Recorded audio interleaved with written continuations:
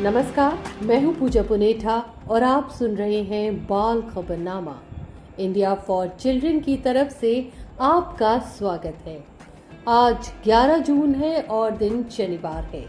आइए सबसे पहले नजर डालते हैं सुर्खियों पर।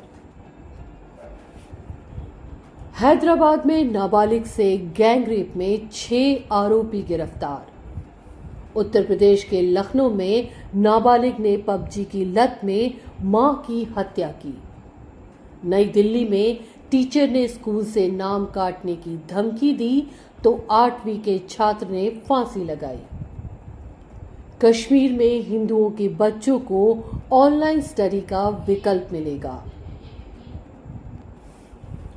नई दिल्ली में एक मां ने 6 माह की बच्ची को दी खौफनाक सजा। मध्य प्रदेश के इंदौर में नाबालिग रेप पीड़िता ने अपने 2 माह के बच्चे की हत्या।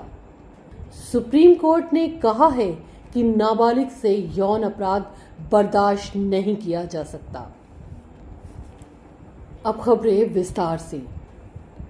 हैदराबाद में 17 साल की नाबालिग से गैंगरेप में 6 आरोपी गिरफ्तार किए गए हैं। इसमें से 5 नाबालिग हैं और 2 आरोपियों में से एक विधायक का बेटा व भतीजा है। जिस इनोवा कार में इस घटना को अंजाम दिया गया वे सरकारी है और उस विधायक के नाम पर आवंटित है। उत्तर प्रदेश के लखनऊ में 16 साल के नाबालिग ने पबजी की लत में मां की हत्या की। आरोपी ने सोते समय पिता की पिस्टल से 6 गोलियां मारी। मां पबजी खेलने से मना करती थी। आरोपी ने छोटी बहन को धमकाकर मां के शव के साथ 3 दिन रहने को मजबूर किया। आरोपी के पिता सेना में बाहर तैनात हैं।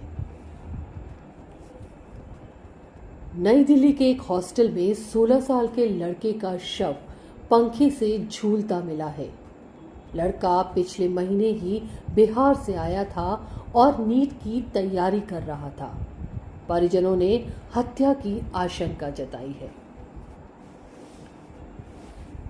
नई दिल्ली में सरकारी स्कूल के टीचर ने बच्चे को नाम काटने की धमकी दी तो 8वीं के छात्र ने घर लौटकर फांसी लगा ली। मध्य प्रदेश के इंदौर में नाबालिग रेप पीड़िता ने अपने 2 महीने के बच्चे की गला दबाकर हत्या कर दी।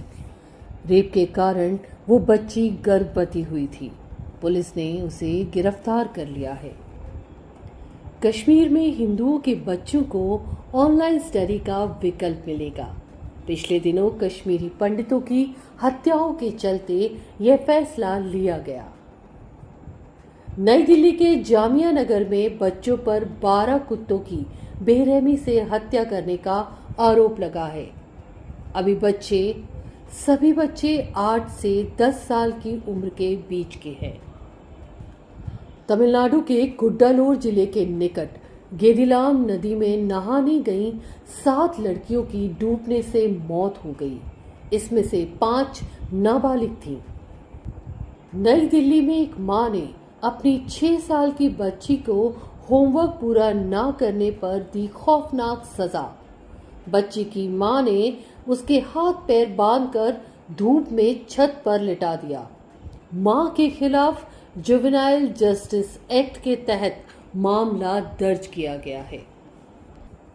अब बाल अपराध से जुड़ी खबरें। राजस्थान के जयपुर में 17 साल के नाबालिग ने 9 साल की बच्ची से दुष्कर्म कर उसकी हत्या कर दी। बच्ची का परिवार आरोपी के मकान में किराएदार था। बच्ची के पिता ने आरोपी की बेइज्जती कर दी थी। उसी का बदला लेने के लिए आरोपी ने इस वारदात को अंजाम दिया। नई दिल्ली में 3 साल की बच्ची से सामूहिक दुष्कर्म और हत्या के मामले में 3 लोगों को उम्र कैद की सजा सुनाई गई है। ये घटना 2012 में हुई थी।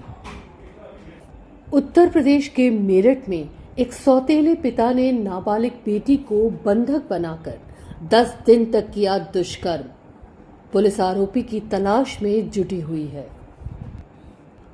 राजस्थान के जयपुर में एक चूड़ी कारखाने में जबरन बाल श्रम करवाने के मामले में 2 लोगों को 15 साल की कैद की सजा सुनाई गई।